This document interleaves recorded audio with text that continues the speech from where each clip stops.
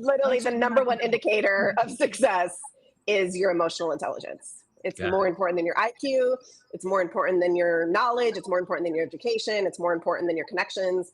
It's your emotional intelligence.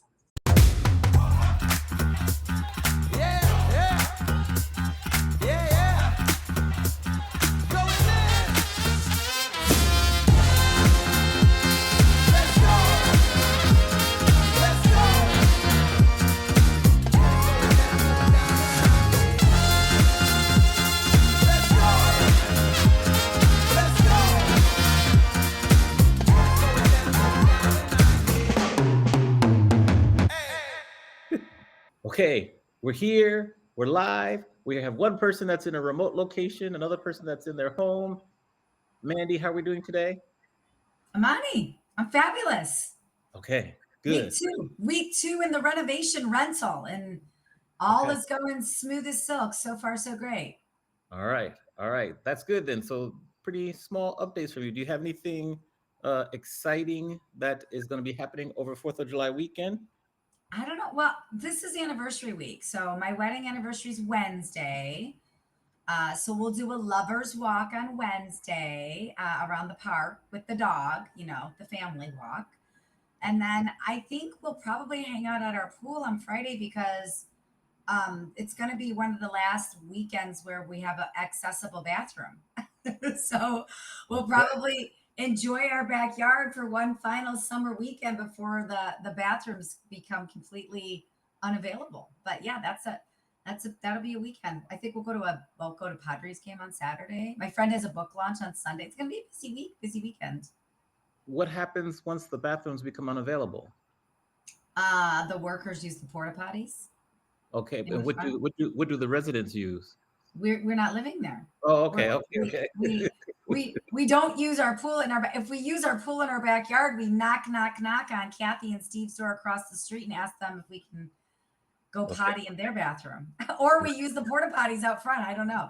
This is all new. I'll let you know. I don't know what'll happen. We'll see. That's why we're going to use the pool on Friday while we still have operable bathrooms. Yeah. Don't use the porta potty. Yes, don't use the porta potty. Now, where are you? Where do we find you right now? You're in a nondescript location over there. Yes, undisclosed location. Cannot tell anyone knows. Right now, I'm at the National Harbor in Washington, D.C. It's a hotel. Actually, I'm on the Maryland side, and I've been here all weekend for book launch. Yesterday, I was at Morgan State University in Baltimore, which we're going to talk to our guest about. And then today, I'll be at downtown D.C. at another book event. So that's what I've been doing. Exciting. Amani, now, how did you secure these book events? Was that through Julie and book launchers? Was that you? How did that go down for you? So it's a combination. So my aunt, who is on the board for Morgan State University, set that one up. So that was yesterday. Awesome. Thank you, Auntie. Yes, thank you, Aunt Alma. I set up the one for today that's in the DC area. So it was my solicitation. Awesome. Just pounding the pavement, Amani. Girl, let me tell you, it's time for a rest. Let me tell you, Jude has been busy. I know. Okay, last week you had so much success over WEC, all those interviews and all your book events, and you were going to treat yourself to some pancakes. Have you had the pancakes yet? Not yet, but I will. Let me get home first. Let me get back to Vegas first. Yes. You got to put the pancakes in the calendar. You got to celebrate your wins, Amani. Put the pancakes in the calendar. You're right. Okay. Yes, I'm on it. I think that was it. So let's talk about our guest today. I'm super excited. I met her through Brand Builders Group. I remember we shared an Uber coming home from a retreat. I think it was April of last year. We'll have to verify. But we have April Diaz joining us. We have lots of interesting questions. I want to know many things. So what we're going to do now is we'll switch the interview screen. And there you see April on the screen there. So hello, April. How are we doing? Hey, it's so good to be with you all. Thank you for having me. Yes, it is our honor to have you with us. My first question, I'm going to kind of give you a softball. I'm going to give you a softball to start off with, is if you were going to define who April Diaz is in 30 seconds. Oh, gosh. Go ahead. That is not a softball question. I can say multitudes, my friends.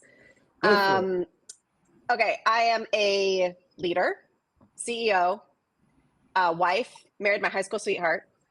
We have three kiddos. That was number 4 though. 3 kiddos, all teenagers. I am a beach lover and a fanatic reader and a ferocious learner. I'm an Enneagram 8 with a 7 wing. That's probably bullet points for 30 seconds. Okay, so back to the Enneagram. Why are you Yeah. also classified as like a tomboy within that classification? I think it's because one of my dad's mantras or philosophies in raising me was that I would be able to stand on my own 2 feet in a man's world. Now, I have a bone to pick with that phrase and that terminology even now as an adult, as a grown woman. You too, Mandy. We can. I'm like, man's world, it's our world. Yeah. No, it's our world. But that was his mindset, right? And so I had 2 brothers, a very strong dad. And so I think, and most of my friends growing up were men or boys. And so I just kind of always was drawn to that. But I think my old bio says like I was a tomboy with sparkly shoes. So I've always been like, wear the pink lipstick and love the girly things. But I've always just been a very strong leader. And so that's what kind of drew me into the tomboy stuff. I wasn't drawn to like a lot of the stereotypical girl things growing up. Got it.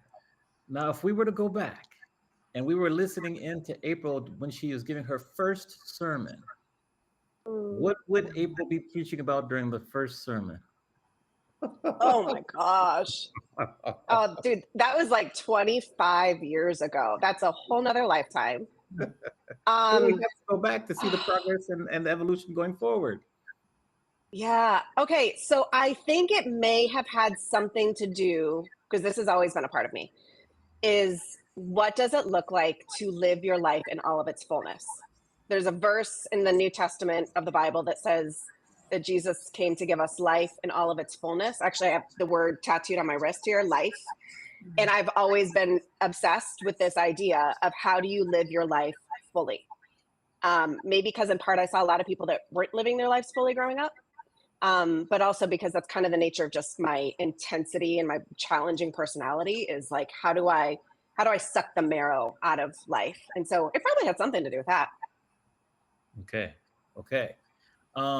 Mandy, over to you. Well, I want to hang here in the 30 seconds or less April Diaz description really quick, because you talked about your high school sweetheart, Brian, right? Is it Brian? Yep, Brian.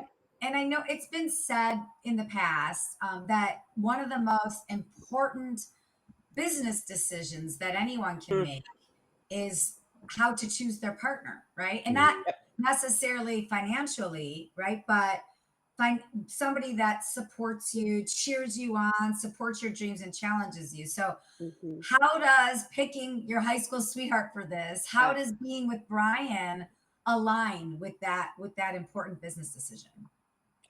I love that you described it like that, because I was actually just on a coaching call last week with a woman who's about my age, but she's single again. And that was one of the things that she is kind of working through herself now and entering into the dating world again, is how do I make the best decision? Because it is very much, research shows that like women specifically, the trajectory of their career and the capacity for their vocational fulfillment has so much to do with the partner that they sync up with. So honestly, Mandy, it feels like 1,000 graces and miracles and luck. And I don't know how we stumbled onto this, because we met when we were 17. Like, who knows anything at 17? And then when you say like, hey, I kind of want to spend the rest of my life with you, and you have no idea what that means. We've been together for over a quarter of a century. We've gone through like 15 different iterations of ourselves individually, which means like together we've had to figure that out.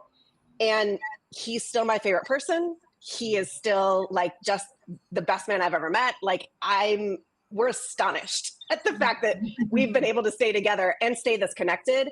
And unequivocally, hands down, he is the most supportive, the strongest advocate, the biggest cheerleader for me, like without question. I mean, he never has held me back one moment. It has always just been like, go babe, go, and kicks my butt and kisses me on the cheek and all of it. You know, it's wild.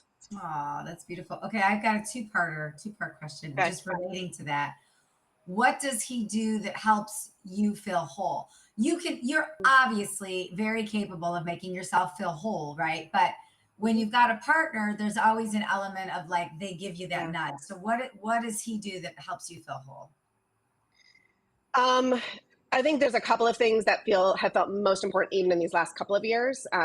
We've been to hell and back these last couple of years, and the things that have felt most important in this iteration of our relationship is one, okay, let me give a little context. I have historically, growing up, felt like too much in my personality, in my leadership gifts, in my communication gifts, all of that. Like it didn't fit the box in the mold.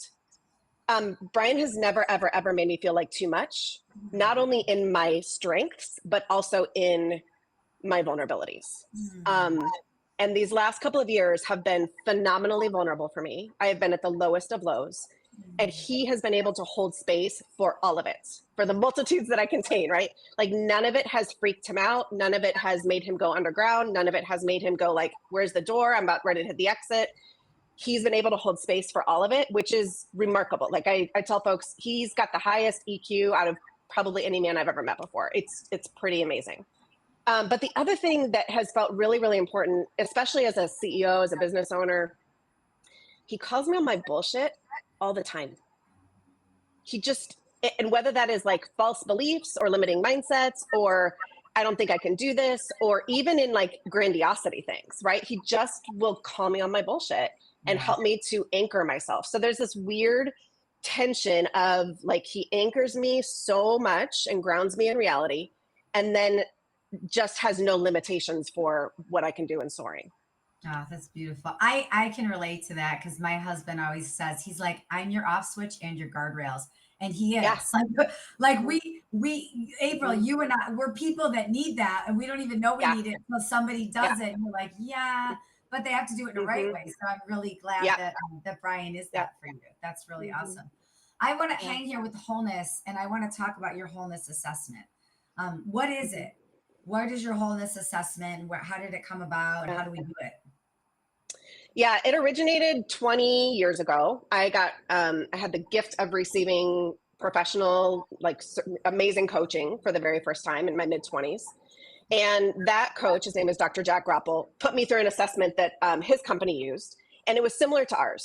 He actually helped me create this because his assessment has been taken by millions of people over 40 different countries globally. Like he's kind of the bomb.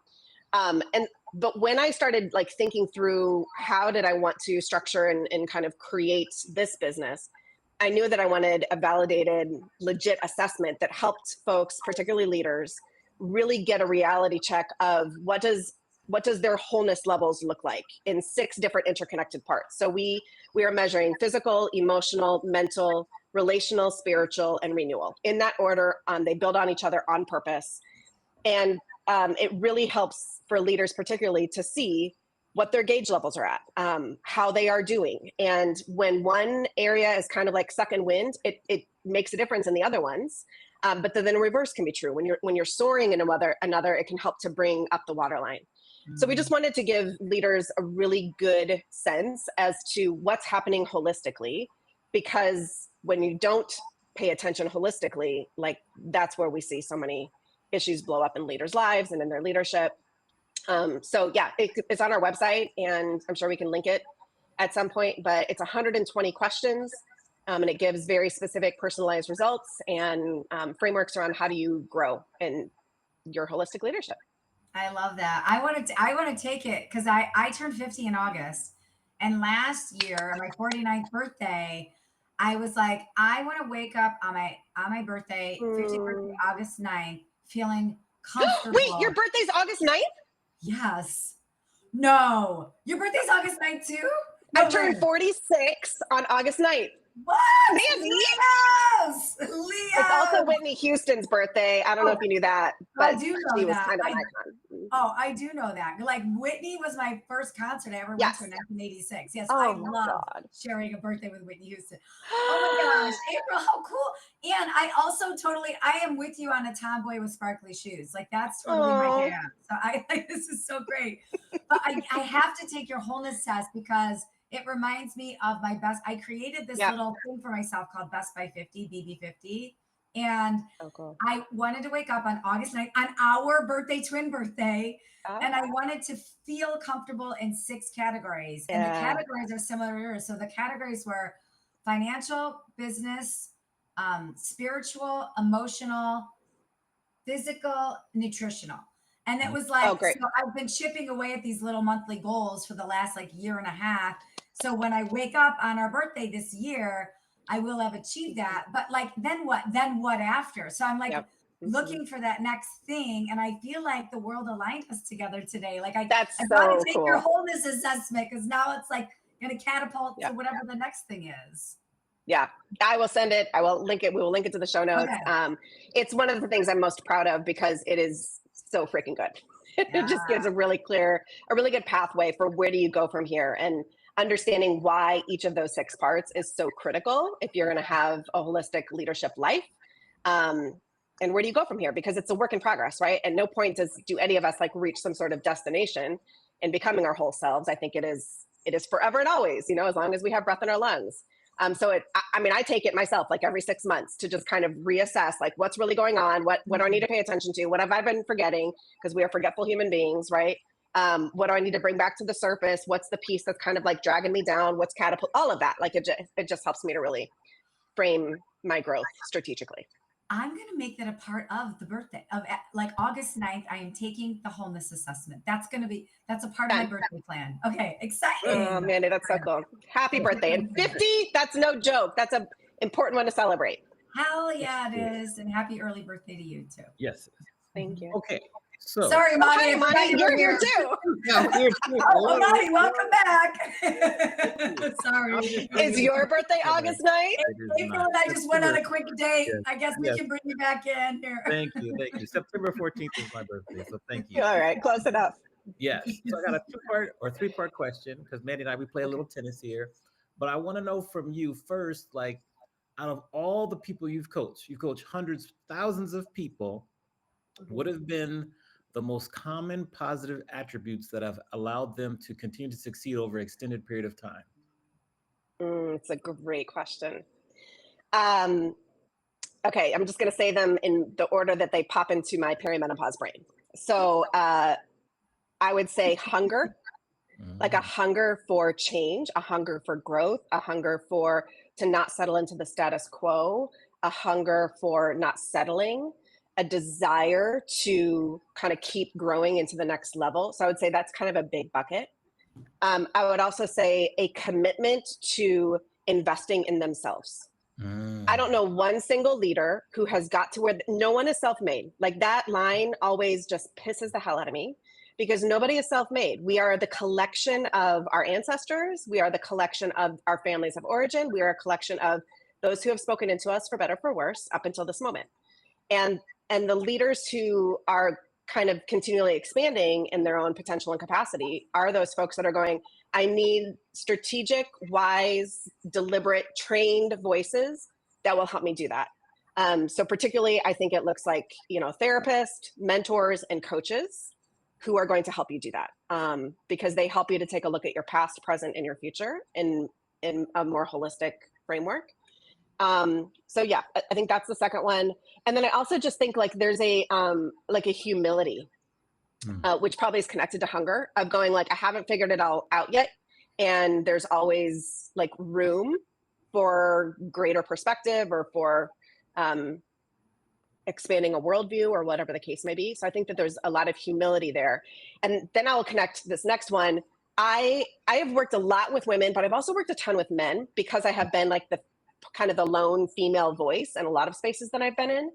And one of the things that I have noticed around like really successful leaders is not only a high EQ, which is really the number one indicator of your success, but also voices and community and connections that are diverse. Because when you're surrounded by people who look, sound, smell, come from the same backgrounds as you, like, what are we even doing here? So I just think like when I look at leaders who are like robust and who I want to follow and who are really making a great impact, it's because they've surrounded themselves with people who are not like them, and they continually are learning from. So I'm sure I would think of something smarter if I had some time to think about it, but those definitely pop to mind. That was very smart. Why do you feel EQ is like the most important attribute for leaders? Well, that's what the research says. Ah, Literally the number one indicator of success is your emotional intelligence. It's more important than your IQ. It's more important than your knowledge. It's more important than your education. It's more important than your connections. It's your emotional intelligence. understood. Now, which one of these attributes, or a few, were the kind of main foundation for allowing you to get through your tough time the past 2 years? Because you said you've been through hell and beyond. How were you able to get through that? It's a great question. I don't know that I have enough hindsight yet to really know, but I definitely know I'm a deeply faithful person. I've got a lot of faith, and it doesn't look like everyone else's necessarily, but my faith is really important to me, and that has been majorly grounding, majorly anchoring. I also think that when you are going through any sort of transition or loss, you've got to have a collection of folks who are going to help you sustain, right? And that looks like friendships, that looks like a partner, that looks like family, that looks like just outside voices, like those kind of mentors, coaches, folks that I brought up before. So all of those people were at play for me. But what I believe also is, like, when you're in a shitty place, that's not the time to build that collection of people. Like, you need to have it beforehand, because you got to tap into it, right? Like, you need to have money in the bank with those folks to be like, I need some food. I need you to cover this bill. I need to, like, just talk to you and vent it all out. I need to sit in your office and pay you $200 for a therapy appointment, right? Like, you don't have capacity when you're in a dark place to build that. And so I think what has been really sustaining for me has been 20 years of really deliberate work of who are the people that I trust, that I can be vulnerable with, that I can share all my shit with, and invite you to speak into my life and to, like, hold me up. So yeah, I think those couple of things have been huge. Good. Well said. Back to you, Mandy. I think I caught it. I got the pickleball. Thank you, honey. April, if you're comfortable, you've mentioned a lot about the worst 2 years of your life and burning in and out of it, and you've got some mantras surrounding it. If you're comfortable with it, can you share with our audience what happened in the worst 2 years of your life? Yeah, I am. I'm totally willing to share everything, because I'm committed to not wasting anything from these last couple of years. However, I would also, as a caveat, say I don't think comfortability matters. I think that, like, your transformation is on the other side of comfortability. And so a lot of even the work that I do with folks is like, I don't really care if you're comfortable. I will do my best to create some brave spaces for you to share your stuff. But comfortability is kind of what's keeping you from breakthrough and growth and connection and all of that. So that's my little disclaimer caveat, but I am comfortable with it. So March 30th, 2023, got crazy sick, like overnight, just my body collapsed. And up until that point, I was healthiest, strongest, fittest, leanest that I'd ever been in my life. So the fact that I had gotten that sick on that day was really out of nowhere and felt very disorienting, because I never got sick. And ended up going to the urgent care, taking a bunch of tests, being referred to my primary care, taking a whole bunch more tests, being referred to a specialist, taking a whole bunch more tests. At the end of that first few months, which by and large I was pretty non-functional for those first couple of months, everything came back normal. I had over 200 blood tests, had been referred to like 3 or 4 different specialists, plus multiple appointments with urgent care and my primary care. Everything came back normal. And started doing some of my own research, because they were all like, don't know, maybe you'll get better. They had initially thought it was post-COVID. But like, that's kind of just a shrug too, because there's not a lot of science or data or treatment or anything around that. It's just kind of like, well, you're not good, but we don't know what it is. And in my own research led me to seeing a functional medicine doctor. And in November of 2023, after a pretty quick intake with them, got a different battery of tests done, and I ended up testing with highly elevated mold toxicity. Yeah, jaw drop. Like, it is a jaw drop. Yeah, people listening, my jaw literally just dropped. Yeah, It was very unedited, jaw dropping. So they put me on a treatment plan like immediately, and within the first couple of weeks started feeling a difference because of the treatment that I was on. But I mean, I'm still in treatment. It's been a year and a half, I guess, since I've been in like really intense treatment. 2024, I had over 200 medical claims, over $200,000 of medical expenses. It's just been a wild, wild journey. Ended up being from the home that we were living in. So we had to move. And it has, as a business owner, I mean, nobody just automatically pays me every 2 weeks just because I'm, showing up to work or taking vacation days or taking disability, like none of that existed. And so, yeah, it's been catastrophic on so many levels. We talk about those 6 different dimensions of physical, emotional, mental, relational, spiritual renewal. Every one of those, it has had just massive, massive impact. So unequivocally the hardest 2 years of my life. And I've been through some stuff, I've been through some hard things, but I've never had my body collapse like that and be unable to function. And I've also never been, my home has always been my safe space. It's always been my sanctuary, my haven, like where I come to recover. And my home was trying to kill me and my body was not functioning. So it was just deeply disorienting. Had you had any physical warning signs leading up to that, like that would have indicated anything? Or because I know there's so many like pink flags sometimes and we ignore them, right? Like I'm guilty as that as well. But like, had you had any warnings, or were you like nothing? Your body just decided one day, like, hey, we don't like this and we're quitting. Yeah, it was definitely more of the latter. Our family had just gone on a 10-day trip to the East Coast. And so the doctors think that what was happening just in the travel and being exposed in a different environment kind of activated something different in my body. And just also the exposure over a period of time, it finally got to a point where like the toxin load in my body just could no longer handle and process it. And so kind of that combination of factors, coming home and being back in our home, my body crashed. It was wild. I am so sorry. That's such a crazy story. How do you feel today? Like at this moment, how do you physically feel? I feel good. I'm like probably 90% back to my like fullest capacity. I just joke with people now that I've traded mold for perimenopause. And that's a real fun time, Mandy. My favorite topic, Amani. I can't tell you how many networking circles we've been in and I'm like talking about perimenopause with people and Amani's like, I'm going to leave now. I'm like, oh, no.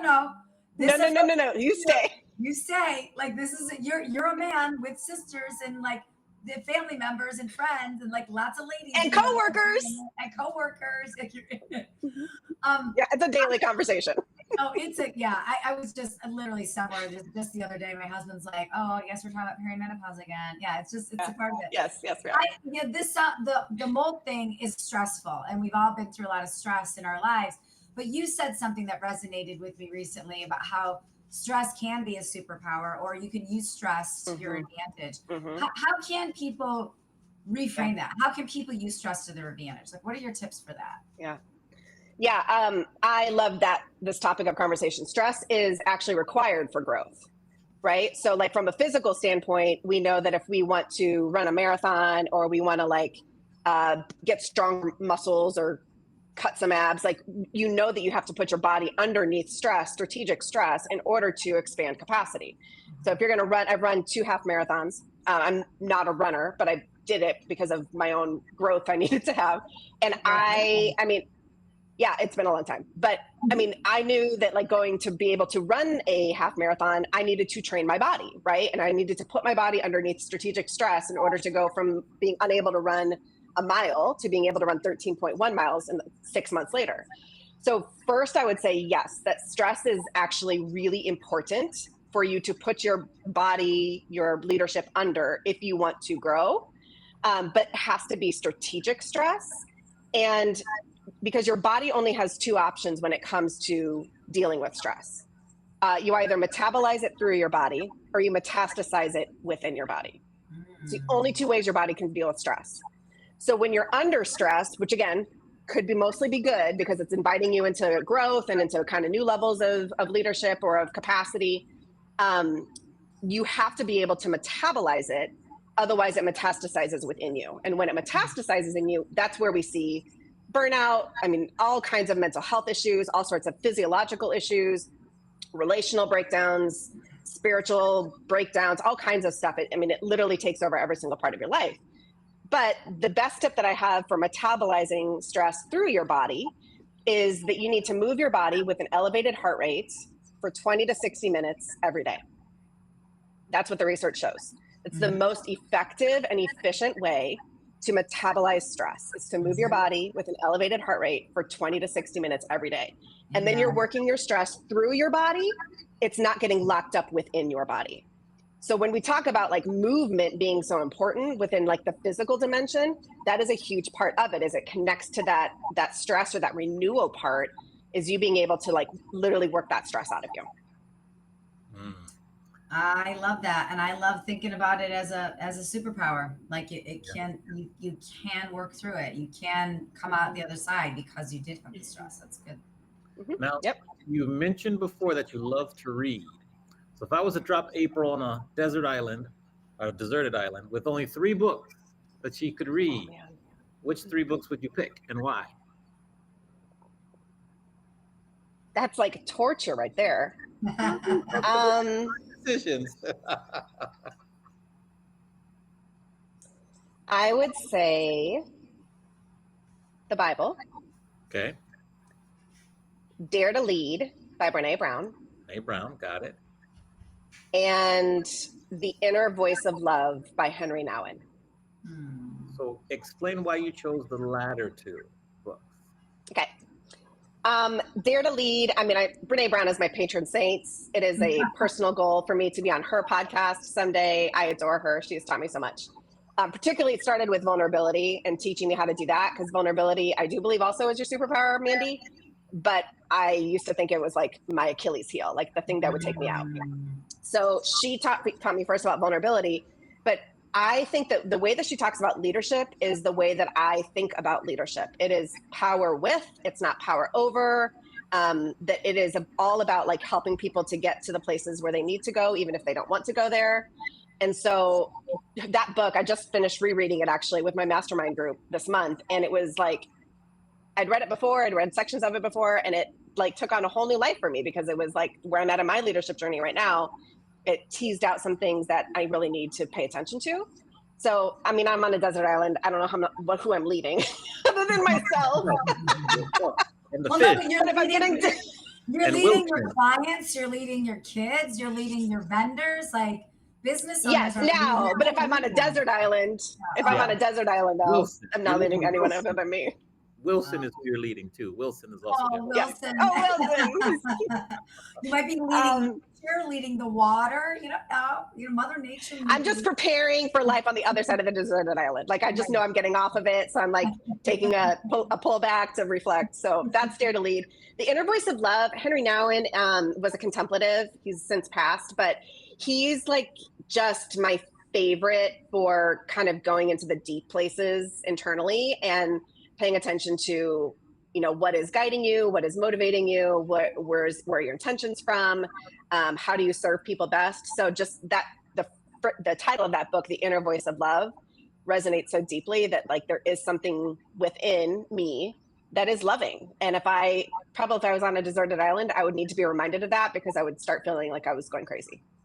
Okay. So I want to go back to the client that you were working with, or friend, and she was like getting back into the dating scene. And we do you want her number? No, we could talk about that. If you think she's a good match, you give me her number. I trust you, April. I'll trust you, April. This is good. I like this. Amani, set it up. Sorry. Carry on. No, don't apologize. But Manny always gives you a hard time anyways. Anytime someone mentions dating, she's like, oh, Amani. So, but like, what do you, because you've mentioned this a few times, like off air when we were together at BBG, like how do you encourage your clients, particularly the ones that are like struggling with like dating, to kind of keep the faith when faith is so important to you? How do you translate your love of and belief to them? It's a great question. I'd be so curious for you to ask clients what they experience of me in that, because I don't know. I think that one of the reasons why clients are drawn to work with me is because we do share some measure of faith, spirituality, a sense that like it's more than just me floating out here in the world. And so I think that sometimes we hold each other's faith for each other, like belief, like we can hold out belief for one another when we need it. I know that that's true for me, and it's true. And even working with clients, right? Like I get bolstered by seeing whatever bloom in them, that doesn't maybe needs to hit in me a little bit more. This is very mutual. But yeah, I think that there's a part of that. It's like it's already within them and they simply need somebody to help hold some space or to midwife it into reality for themselves again. I mean, one of my core beliefs as a coach is you already have everything within you. I'm not giving you anything. I get to call out and remind you and reinforce and midwife it all into reality, like into the external. So I don't think I'm answering your question at all. I'm kind of talking around it, but I don't know. I don't know what I do. All right. Well, you explained it very well, but it's actually a really good segue because now we're to the point of the program where we flip the script and let you ask both myself and Mandy a question. Any question you want to ask. So who are you going to ask a question to first, and what is that question? Okay, it's actually to both of you, and I want you to answer the same question. And I'll preface it by saying, I think that partnership between men and women in every space is crucial in full mutuality, right? It is that power with, right? That there's no this thing going on. There's give and take, obviously somebody takes lead sometimes, whatever. But I am obsessed and really committed to that type of leadership for myself and for like creating more of that in the world. So the question for the two of you is, how do you partner with one another in your work? And what is it that you see in one another that you deeply respect and that you choose to follow each other in? And Mandy can go first. Good Okay. And I'm going to plug in my computer because my computer's dying. My kids unplugged it. So give it a second. She's like, talk amongst yourselves. We'll like power up. Yeah. What a good question. I got to think about this. I mean, in terms of partnering, I think Amani and I communicate really well. Like we're texting, we're emailing, we've set up some systems from a business perspective that allow us to communicate pretty well. And we stick to the systems. And if something's broken in the system, like one of us will say, this is broken, we got to fix it, and somebody fixes it. Like I think we're pretty, I don't know if that's just the nature of podcasting too. I think the mindset around podcasting is like, we started this thing 3 years ago. We really didn't know what we were doing, and we're building in public and we're learning in public. So I feel like that mindset translates into our business relationship where it's like, we don't know I've never been in business with a coworker, a colleague, a dude like any before. And I think we're learning along the way. And I think we're both open to learning. Like we're open to making mistakes and being like, oh crap, I screwed up. Or like, oh crap, you screwed up. Like both of us, like I think we're just very open to helping each other. I don't know, Amani, I don't know if you agree with that or not, but that's how I feel about it. Okay. What do you respect in Amani? Like, gosh, why do you choose to be in partnership with him? There's so many things. I have so much respect for Amani. First of all, Amani is one of the kindest human beings I have ever met in my whole life. I totally, just aside from respecting him, it is a joy and it's a privilege to know you, Amani, and to know somebody so kind like that. He makes me kinder because I can be an asshole sometimes, and he makes me and I do think, because I look at this with this lens, it's not just me bulldozing through. It's like, this is our show. How would we behave? And how would Amani handle this? Like there's like this little, like, what would Jesus do? Right. So it's like, what would Amani do thing? Right. So I really, really respect Amani. He threads kindness through everything that he does. And that's very difficult to do in business. And he does that all the time, unswervably. I really respect his audacity to educate himself on everything. Like he's so curious and he wants to learn and he wants to get, I mean, I think about like him just leaving the hotel business and going to DJ school, and then from DJ school going to get his music degree, and from music degree like becoming an entertainment coach and a professor, and even within the professor realm, like I'm a professor too, but I don't work as hard as Amani. Like he's always changing things. He's always wanting it to be better for the students. He's always morphing and evolving, and I just respect the heck out of that. I think that's really so cool. Beautiful. Yeah, I love that. Okay, my turn. Your turn. Let's see. Okay, so first of all, what do I respect about Mandy?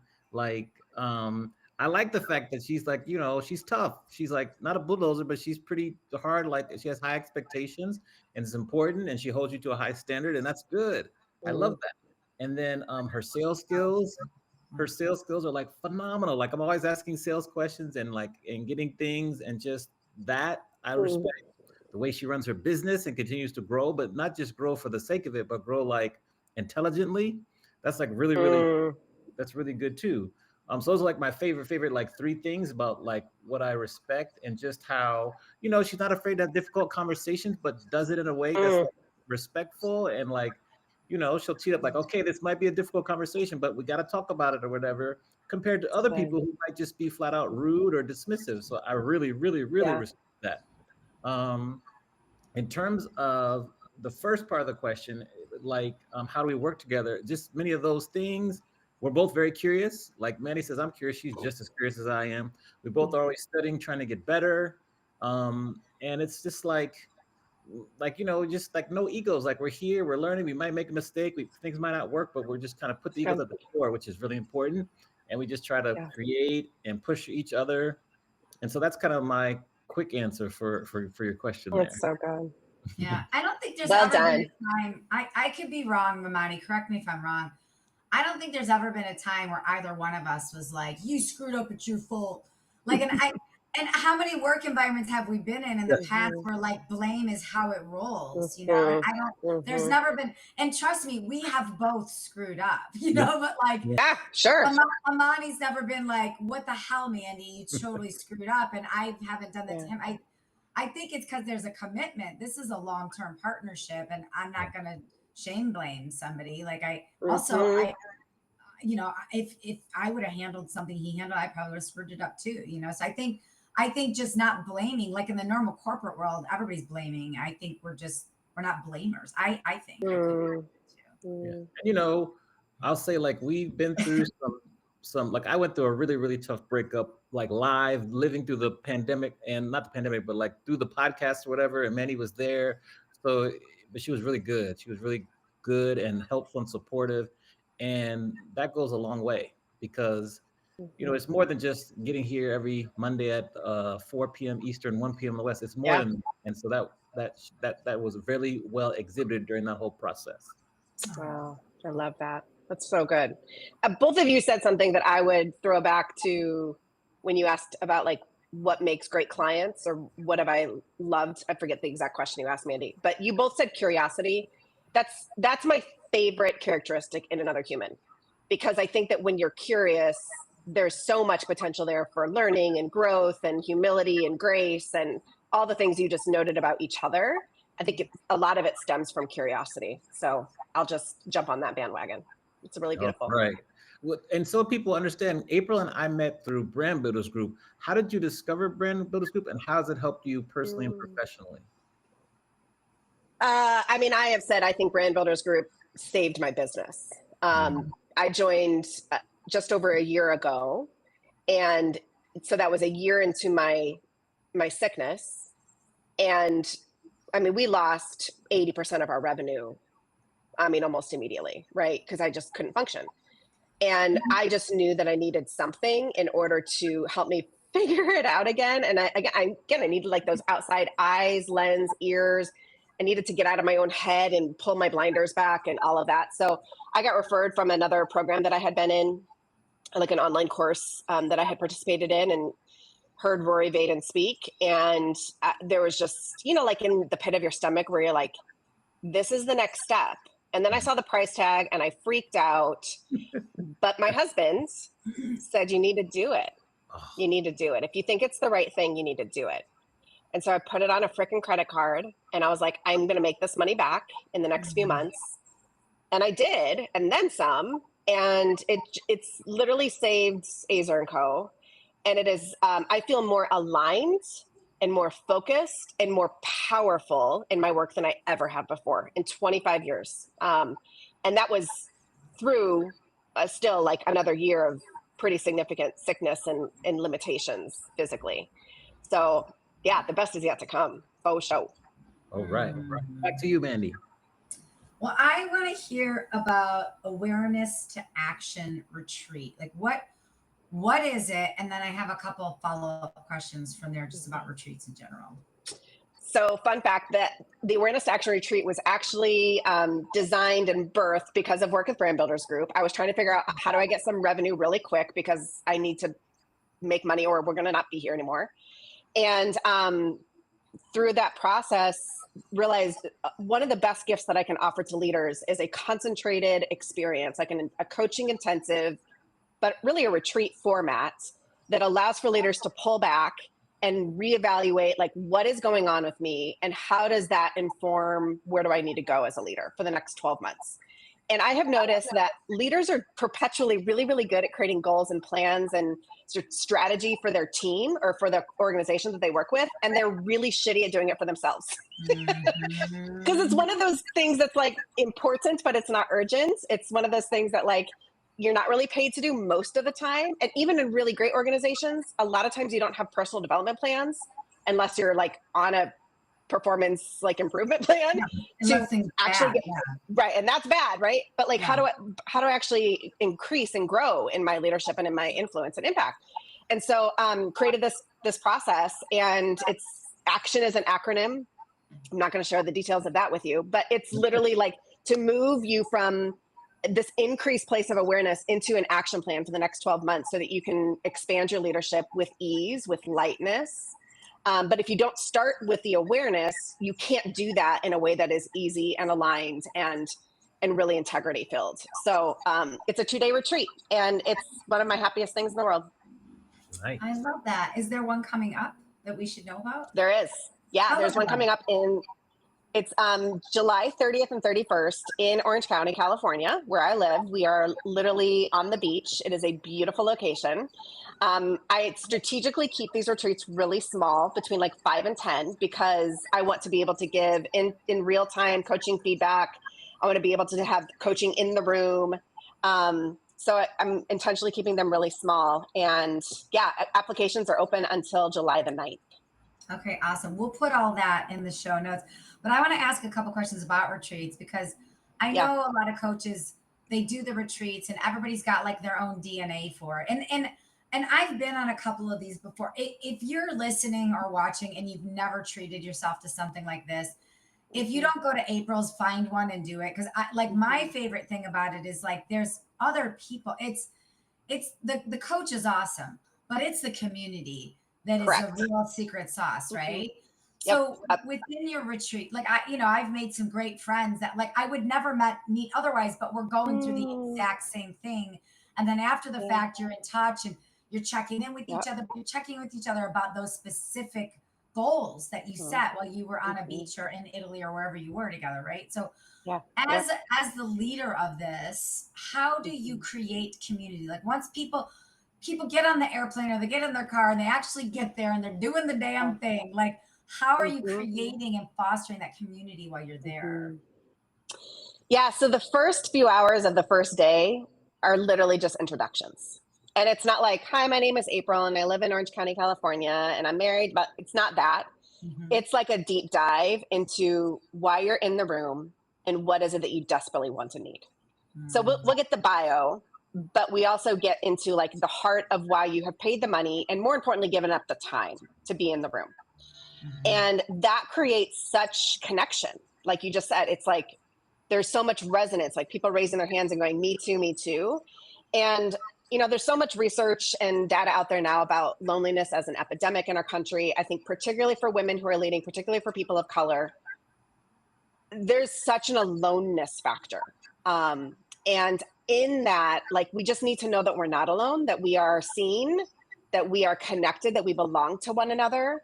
And the way that I think just the way that I approach leadership and people helps to create this like really soft container to do scary things, which is yourself up and telling your story.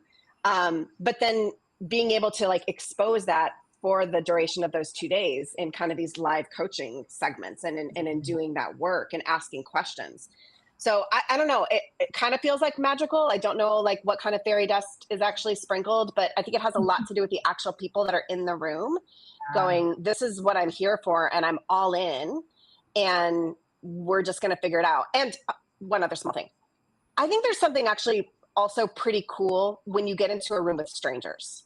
Yeah. I do these retreats for organizations. Like you can bring me in and have me do this with your team. And I think that has a different kind of powerful leverage. But there's something really magical about going like, I literally don't care what you do, but I do care about you as a person. And so I'm going to say the thing, or I'm going to ask the question, or I'm going to speak this into you. And there's something really beautiful about not having a vested interest in each other's lives. Not like I'm going to fire you, or I'm going to go tell your husband this thing, you know, or I'm going to like think worse of you in the office. There's something kind of protected when you're in a room of strangers, but with a shared purpose and intention. But I also think that like the team dynamic just creates a whole different opportunity too. So both and. Who is the perfect person? Like how, when you're thinking about getting these perfect 5 to 10 people in the room, like what are you looking for? Yeah, first of all, it's somebody who is a high capacity leader. So I have historically done these just for women. This one in July, I'm opening up to men, even though the website just says women, because I just had this prompt in the sense that like some men needed to be in the room because of this partnership piece. Mm-hmm. So it's high capacity leaders. They want to expand their influence. They want to expand their impact, but they want to do it holistically. They don't want to sacrifice themselves. They don't want to like be successful, but like on the altar of like losing their family or like blowing their life out or going into the hospital because they're so exhausted, you know? And they're folks who've had some successes and are feeling like they just want to level up. So they don't have to be in a transition. Sometimes that helps. They don't have to be like wanting to make a move to do something different, like externally, but they do just have a sense that there is more within them that they want to lead with, but again, not at the expense of themselves. Beautiful. Love that. All right, Amani, I'll zip it. I promise. Okay. Well, we want to take April back to, I'm going to say April 9th, your 21st birthday. I'm not going to say the year. August 9th. August 9th. August 9th. Thank you. Mm-hmm. With your 21st birthday. I think you were in Southern California, perhaps. What advice would you give to that April based on everything you've learned and been through so far in life? Invest in yourself. You are your best investment. What's been your favorite investment in yourself? Oh, it's so good. Kudos for the follow-up, Amani. That was bumps. Spike it. Oh, I feel like it's like choosing your favorite child. Like you can say top 3. You can say top 3 if there's a couple that come to mind. The more, the better. Okay, I would definitely say Brand Builders Group this last year has been the best investment.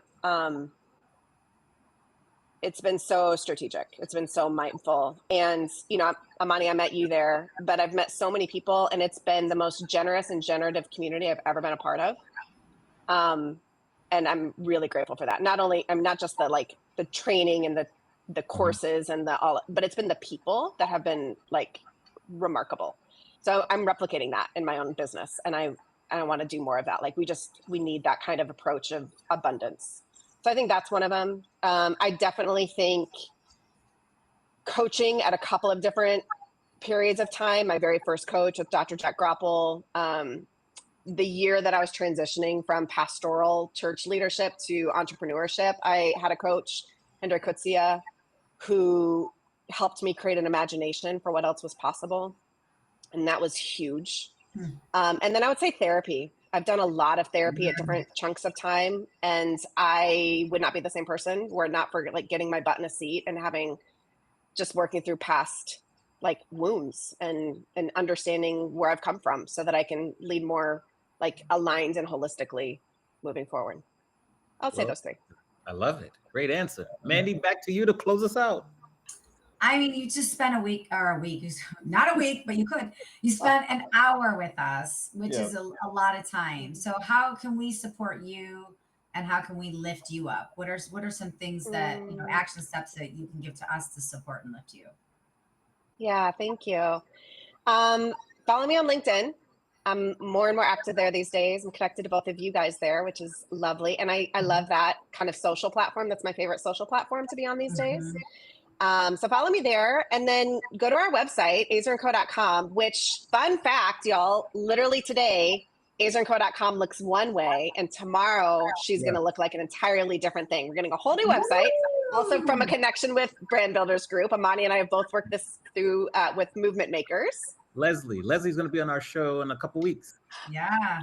Leslie Owen, her and her husband are leading a beautiful company. So anyway, go to the website today and tomorrow because it'll be like, you'll see the massive upgrade and that has been really, really fun.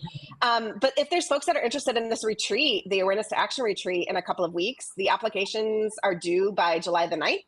And so if there's somebody listening that wants to apply or wants to schedule a call with me and see like, is this the right thing right now? I'm happy to hop on a call and would love to invest in your leadership in that way.